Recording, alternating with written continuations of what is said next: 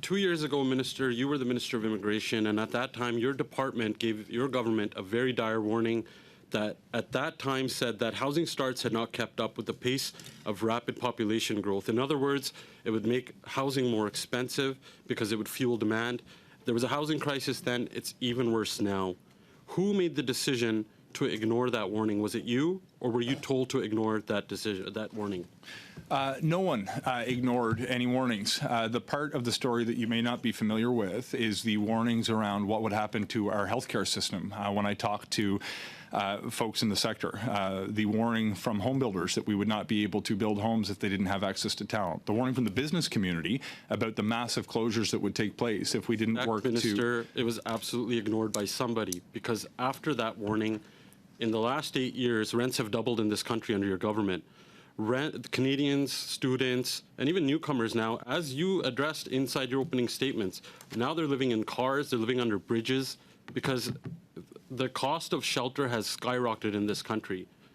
You had a report in front of you when you were Immigration Minister where you and your government were warned that if you continued down the path that you were going, that it would fuel a worse housing crisis, which we see today. That is a consequence of you ignoring that. So once again, who ignored that warning? Was it you, or were you told to ignore that and continue down that path? One of the things that's really important for Canada's social and economic well-being is that we don't seek to attribute the very real challenges we're having with housing exclusively to the issue of immigration. And I think it's important that we understand that the rate of interest have changed, that the cost of... Minister, you and your government had a report in front of you given to you by your own department. You guys literally threw it out and ignored the warning that caused the housing crisis that we're in today and made it even worse.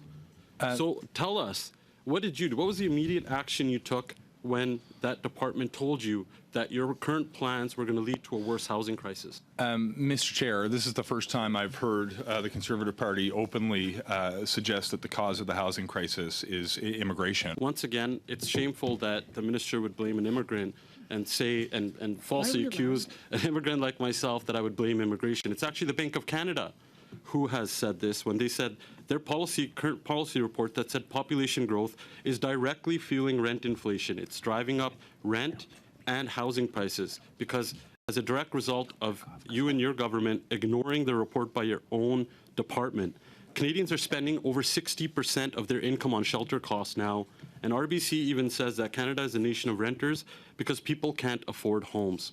So tell us, what was the immediate reaction when you got that report? Or did you just throw it away? Or are you covering up for somebody? Mr. Chair, how much time do I have to answer this question? You have time to answer the question, Minister. Thank you.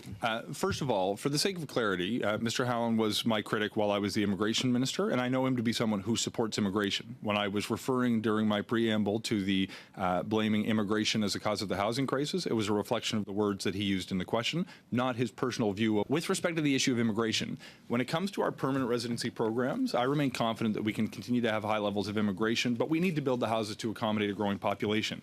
We have challenges with our temporary programs in immigration that are not set by the government in terms of the number of people who come. They're driven by the demand that employers use for the temporary foreign worker program or that institutions use when it comes to the international student program. We are implementing reforms now and started, frankly, when I was immigrating. We have challenges with our temporary programs that are driven by folks who have access to these programs increasing the demand they put on the system. To respond to those changes in behavior, we are implementing reforms. Minister, according to CIBC, they gave a grave warning that Canada needs an additional 5 million new homes units by 2030, on top of the ones that are already projected. That's about 1.5 million more additional homes than the CMHC even projected. Your own housing agency, the CMHC, said they had no faith in your government that these homes will be built. Just recently in this committee, CIBC says the housing crisis is largely due to a failure in planning. So how are these homes going to get built? Thank you for the question. Mr. Chair, I've walked people through the bones of the approach to housing during my opening remarks. We're going to see the homes get built when we reduce the cost of home building by putting incentives in place. We're going to see more homes get built when we change the way that communities build homes by incentivizing them to reduce red tape and to speed up permitting process. Questioner.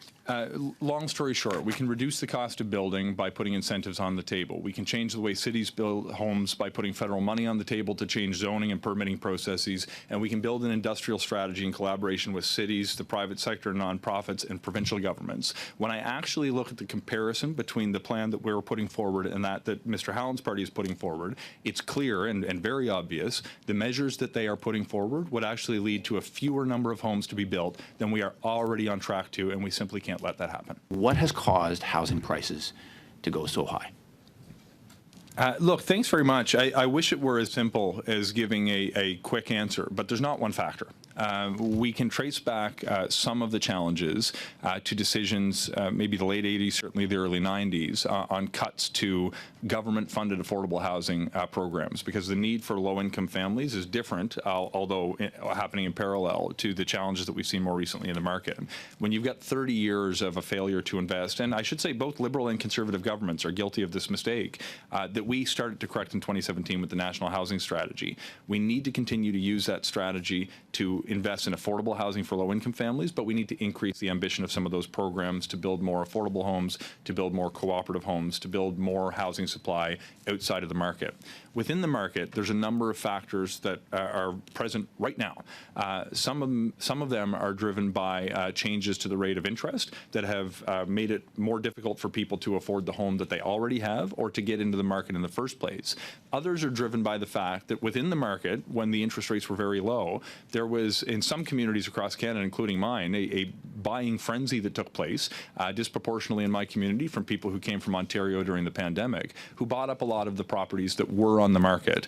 This has reduced the vacancy rate in communities, which puts pressure on, frankly, both the rental market and the home ownership market. Of course, when you layer on top of that, you see this increased in rate of interest. It exacerbates the nature of the challenge for people who missed the opportunity to get into the market at the time that are not now facing it. Certain communities have seen dramatic increases in population from different sources. Again, my community was mostly people coming from Ontario. There are communities that have seen significant influx of temporary residents, international students, for example, in college and university towns that have had local impacts. So there's not one factor, but when you see the confluence of these various factors happening simultaneously, some that were built up over decades, some that are more recent developments, you see that it's created a perfect storm that has increased the cost of renting or buying a home that's having a very real impact on people that we need to address.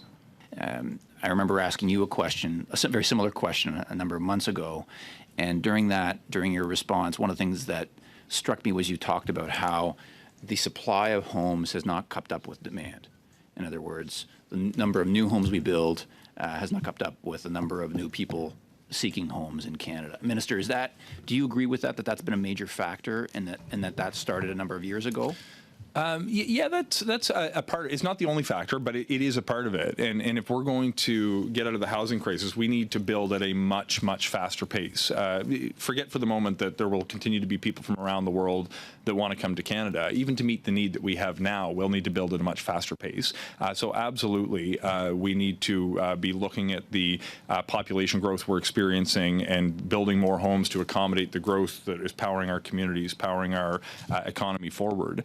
This was actually one of the issues that we addressed during the Strategic Immigration Review that produced a report a few months ago that was looking at the issue of needing to tie population growth to housing output.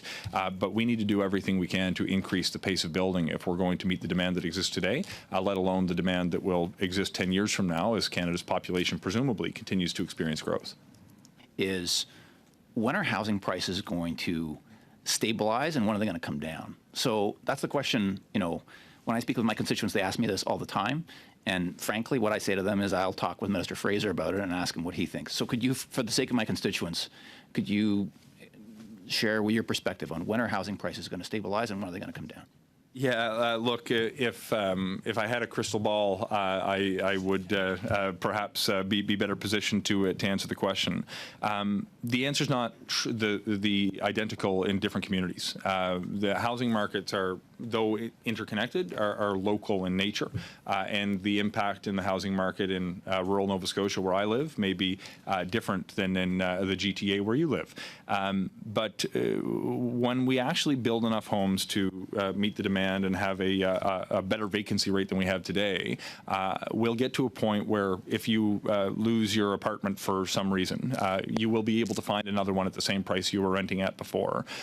When we actually build out the homes to meet the demand in the buyer's market, you'll be, I expect to see a clear reflection of the cost of building a home built into the price, rather than sellers maximizing what they can get because there's so much competition in the market.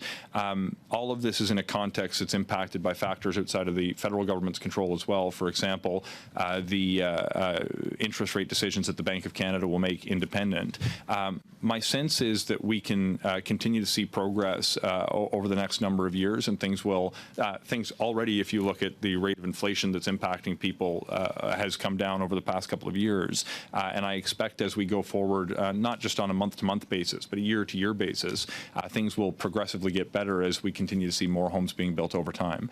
So I don't have a magic date on the calendar that I can circle when suddenly all things will be fixed, but my sense is we can rapidly make progress and have things get progressively better routinely in the years ahead.